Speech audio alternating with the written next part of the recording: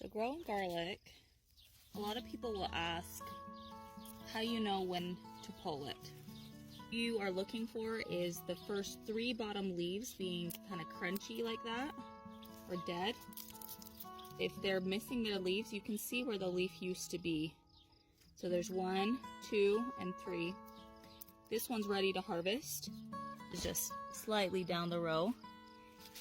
This one has 1 dead leaf, 2 dead leaves, but this 3rd leaf is still very green. So I'm gonna wait until this completely dries out and turns like this. This one is ready, and I'm gonna go ahead and pull it.